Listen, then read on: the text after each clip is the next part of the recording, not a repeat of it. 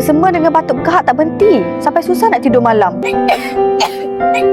Dulu, anak saya Adam macam tu lah. Tahu tak sihat, tapi susah sangat nak suruh dia makan ubat.